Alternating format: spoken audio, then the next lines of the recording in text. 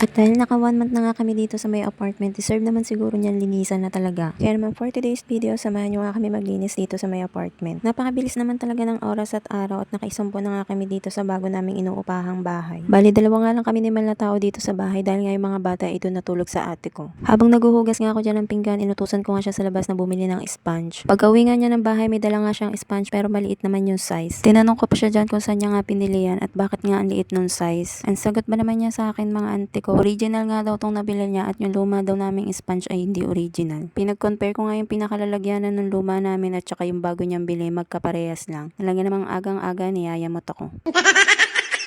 Anyway, pagkatapos ko nga dyan maghugas ng pinggan, sinunod ko naman dito sa may kalan at talaga namang hindi nakaaya-aya yung itsura. Bali, nilinis ko na nga rin dito yung gilid ng lababo at dito sa may ilalim ng lababo. And then after ko naman dun sa may kusina, dito naman ako sa may kwarto. Hindi ko nga akalain na ganito nga yung itsura ng kwarto namin. Sa sobrang busy na talaga namin sa kakatrabaho, eto na nga yung itsura niya. Hindi mo nga masasabing kwarto to dahil para na nga talaga siyang imbakan. O baka naman sabihin nyo napakaburara namin. Pagkagising nga namin, hindi na namin inayos yung higaan. Dahil nga magjo-general cleaning nga kami. Kaya naman hindi na para magpaliwanag pa sa inyo, di ba? Ayan, sa sobrang pag-explain ko nga sa inyo, isa-isa na nga namin nailabas yung mga gamit. After nga namin mailabas yung mga gamit, pinagtatanggal na nga rin namin yung bedsheet at mga punda. Pagkatapos ay inilabas na nga rin namin tong dalawang kutsyon. Bali, nagwalis na nga rin ako dyan at grabe din naman talaga yung mga nakuha kong kalat at dumi. Sa kakawalis ko nga, ang dami ko nga nakuhang buhangin. Tapos napaka-alikabok din talaga. After ko nga walisan tong buong kwarto, kumuha na nga rin ako ng basahan at ayan nilang paso at pinunasan ko na nga rin dyan. Pagkatapos nga, pinakuha ko nga kay Mal tong curtain na nandito sa may kwarto at pinalipat ko nga dito sa pinaka-main door namin dito sa may salas. As you can see naman, kitang-kita nyo kung gaano kagulo at kadumi dito sa may loob ng bahay dahil nga lahat ng kalat dun sa may kwarto nilipat namin dito sa may salas. At dahil nga masyadong plain dito sa may pinaka-main door namin, kaya naman nilagyan ko siya ng cortina. Ang tagal na rin talaga sa akin ng curtain na to, kaya naman kahit saan mo yan ilagay, ang ganda talaga niyang tingnan.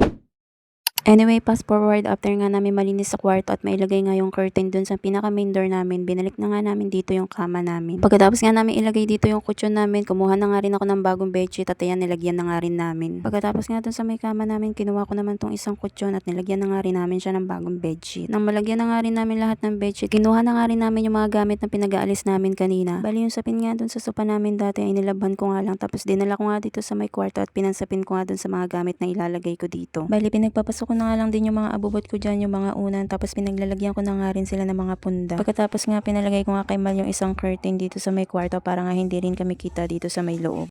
And then after nga namin dun sa may kwarto, bali kinuha ko na nga rin itong mga pinagtanggalan ko ng punda at saka mga bedsheet. Bali lalaban ko na nga rin sila at isasama ko na nga rin yung lahat ng kumot. Bali dito na nga ako maglalabas sa may CR dahil nga dito nakalagay yung washing namin. Pinaredy ko na rin kay Mal yung extension para nga maisaksak na nga rin at makapag-start na nga rin ako. At habang naglalaban na nga ako dyan, nagluluto naman si Mal dito para nga makakain na nga rin kami. Anyway, fast forward, hindi na nga ako nakapag-video at nakakain na nga rin kaming dalawa. Gamit-gamit ko kasi yung cellphone ko kanina dahil nanonood nga ako ng volleyball sa cellphone ko. Kaya naman after namin kumain, nagpahinga nga lang kami saglit tapos ito diretso kilos na nga rin kami. Bali naghugas na nga rin ng pinggan dyan si Mal at ako naman naglaban na nga ulit dito sa may CR.